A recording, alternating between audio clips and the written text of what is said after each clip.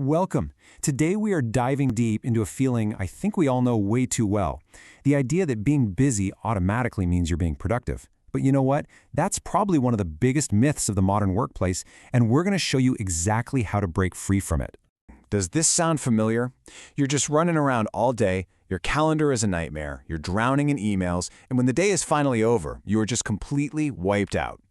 But when you stop and think about it, you can't really point to a single significant thing you actually accomplished. If that hits close to home, believe me, you are not alone. This right here is what we call the busyness trap. It's this sneaky, mistaken belief that just being active, that feeling of being rushed and constantly doing something, is a sign that you're making progress. But honestly, it's usually the exact opposite. It's just frantic motion without any real forward momentum on the stuff that truly matters. To really get what I'm talking about, let's just look at a simple story. We're going to compare two writers who have two totally different ways of getting things done. One is completely stuck in that busyness trap, and the other has figured out a way out. Okay, so on one side, we have writer A. This is our busy worker. Their day starts by reacting to everything, checking emails, scrolling through social media. They're constantly jumping between a million little tasks, which creates something called attention residue. Basically, a part of their brain is always stuck on the last thing they were doing. It's no wonder they end the day feeling totally drained. But then you've got writer B, the deep worker. They start their day proactively. All notifications are off. They carve out a solid chunk of time to focus on one single challenging project.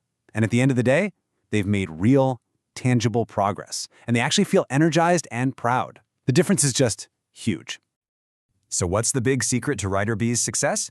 It's not about working more hours. It's about working in a totally different way. The method they're using is called deep work, and it is a seriously powerful antidote to that busyness trap. It's a skill that lets you get high-value results in way less time. So, what exactly is deep work? Well, at its core, it's all about distraction-free concentration. We're not just talking about focusing a little bit. We're talking about pushing your brain to its absolute limit to produce work that is so good and so unique that other people can't just easily copy it. This is where you learn tough stuff and create brand new value. It's all about the quality of your attention, not the quantity of your time. Now that all sounds fantastic in theory, right? But how do you actually do it? Well, the whole concept is built on 4 really clear actionable rules. You can think of it like the operating system for producing your absolute best work. All right, here's the framework. Rule 1, work deeply, is all about creating sacred, protected time to get into a state of flow. Rule 2, embrace boredom. Sounds kind of weird, but it is so important. By not immediately grabbing your phone during downtime, you're actually training your brain's focus muscle. Rule 3, quit distractions, means doing a ruthless audit of your digital life. If a tool doesn't actually help you achieve a critical goal, it's just draining your focus. And finally, Rule 4, drain the shallows, is all about taming all those little low-value tasks that keep you from doing any real, deep thinking.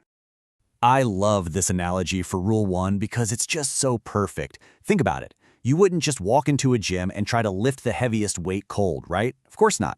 The same exact thing applies to deep thinking. You need a ritual, a specific time, a quiet place, turning off your phone to get your mind ready to perform at its peak. And this one for Rule 4 just brilliantly captures the danger of shallow work. I mean, answering one quick email seems harmless.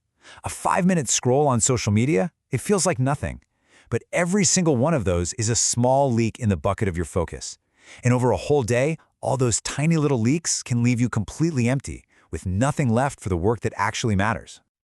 Okay, so that's the theory. But the real magic happens when you actually put it into practice. And you don't need to totally change your entire life overnight. You can start right now, today, with just a few simple steps. Here is your action plan. First, schedule a deep work block, just 30 to 60 minutes. Put it on your calendar and treat it like it's your most important meeting of the day. Second, the next time you're just waiting around, resist that automatic urge to pull out your phone. Just be bored for a second. Let your mind wander. Third, do a quick tech audit.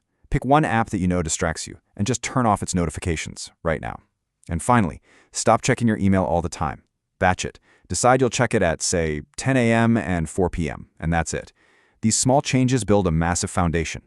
And just remember, the whole point of all of this isn't just about managing your time better or feeling less stressed. It's a fundamental shift in how you think about work. It's about moving away from the empty calories of just being busy, and instead focusing your energy on producing work that has real value, work that you can actually be proud of. So I'll leave you with this one final question. When you finally carve out that first block of deep, focused, uninterrupted time, what is the one project, the one tough problem, the one big idea that you are going to pour all of that incredible attention into? What truly important work will you choose to accomplish first?